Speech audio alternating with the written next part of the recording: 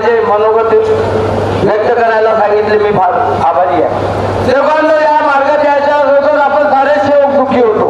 कुणी भूतपात्याने, कुणी cancer, TB, अनेक रोगाने त्रासून गेलो होतो. कोणाला दारूचे व्यसन होते आणि त्यामुळे हा मार्ग कर्मावरती अवलंबून आहे. म्हणून आपले मागील जन्माचे काहीतरी चांगले कर्म असतील की या मार्गाचा शोध मिळाला आणि त्या मार्गाच्या त्या सेवकाच्या सहकार्याने आपण मार्गदर्शकाकडे गेलो आणि मार्गदर्शकाने ज्या ज्या पद्धतीने मार्गदर्शक नियमावलीमधून जे आहे ते सांगितले त्या प्रकारे आपण करत गेलो.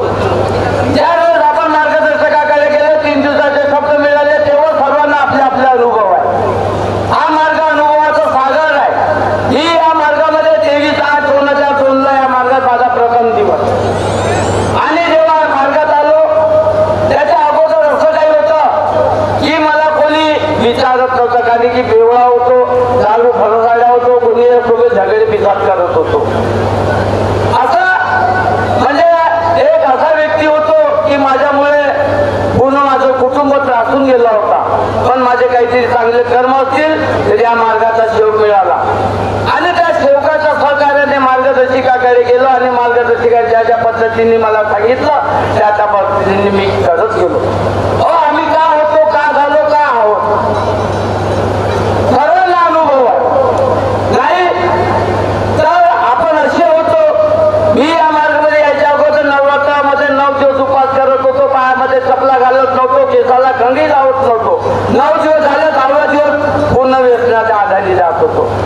काही सुचलं राहत नव्हतं. पण बाबांनी म्हटलं की जो सेवक क्या करतो 305 नियमाचं परिपूर्ण पालन करून आपला प्रपंच साधून परमार्थाचे कार्य करेल, त्याच्या केसाला धक्का लोक करणार नाही, त्याच्या पायाला काटाळ करणार नाही, तो गरीब आणि दुखी राहणार.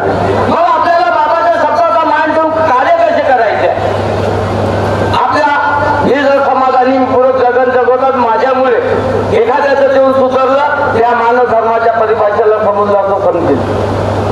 आपण होतो काय आणि करत का आहोत? आधी मार्गात आल्यामुळे समाधानी मिळाली, पण आपण जुने विचार सोडले नाही. मगाशी आपल्या गिरेबाईने सांगितलंय की आधी आपण शेवटींदाई सेवक एकामेकाच्या टिप्या टिप्पणी करत आहोत आणि त्या टिप्या टिप्पणी आपल्या अंगावर येते. कारण ही मार्गाची परिभाषा आहे. जर कोणाचं वाईट विचार केलं म्हणून आहे ना, जुने म्हणणं होते की आपण एखाद्या भाजी गड्डा फोडला तर आपणच त्या गड्ड्यात जातो. म्हणून या मार्गाची परिभाषा आहे की छल करोगे तो छल मिलेगा, आज नाही तो कल मिलेगा. कोणासोबत आपण खोटं नाटक धंदे किंवा कोणते व्यवहार केले, खोटे नाटक बोललो तर ते उलटा आपल्यावरती देतात. छल करोगे तो छल मिलेगा, आज नहीं तो कल मिलेगा. हा मार्गाची परिभाषा अशी आहे की जियोगे अगर जिंदगी सच्चाई से हर पल सुकून मिलेगा. आपल्याला समाधानाची गरज आहे आणि ते समाधान कुठे मिळेल? या मानव धर्मामध्ये. नाही ते गेला गेला जन्म माया, आधी होतो कसा आता झालो कसा. प्रत्येक माणसाला समाधानी मिळाली, पण समाधानी मिळाल्यानंतर दुःख कसे आले ते प्रत्येकाला शोधायचं आहे.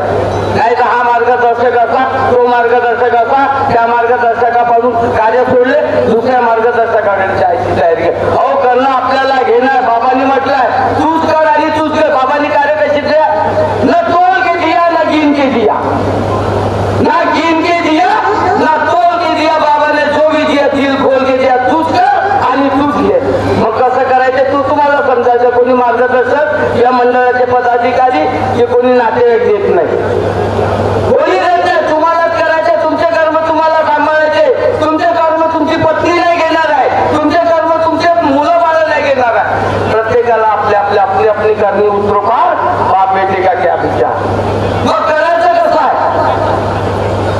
मार्गदर्शकांनी खोटं सांगितलं त्याप्रमाणे नियमावलीमध्ये दिलं आहे. नियमावलीमध्ये तुम्हाला नियमावली वाचायची आहे. आत्मा हीच परमात्मा सांगितलंय बाबांनी. भक्ती विन बाबा गोळी अंतरात भगवंत नाते मानव मंदिरात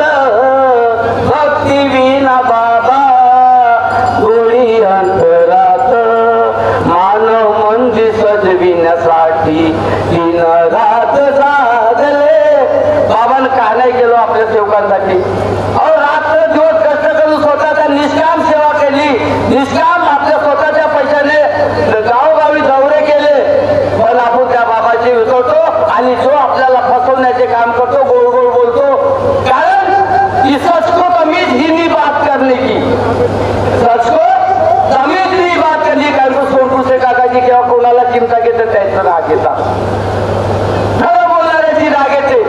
म्हणून सच को तमीज ही नहीं बात करने की, झूठ देखो कितना मीठा बोलता है. ज्याला काही स्वार्थ साधून घ्यायचा आहे ना, तुमच्या बहुत गोड गोड बोलू, कोणाला 10-20 हजार रुपये घ्यायचे आहे ना, तुमच्यासोबत बहुत गोड गोड बोलत, जेव्हा द्यायची वेळ येईल ना तुमच्यासोबत झगडा करेल.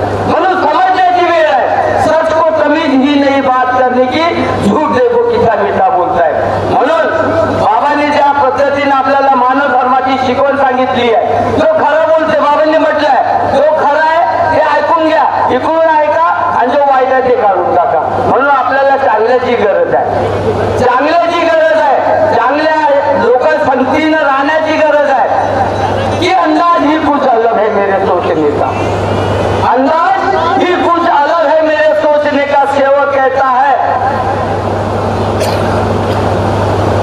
अंदाज ही कुछ अलग है मेरे सोचने का. सेवक मंजिल की सोचता है, मैं सही रास्तों की. आम्हाला खऱ्या चांगल्या रस्त्याने सांगायला सांगितलं. अंदाज ही कुछ अलग है मेरे सोचने का. सेवक मंजिल की सोचता है. सेवक कहता है पैसा पास में रखो, बुरे वक्त में काम आएगा.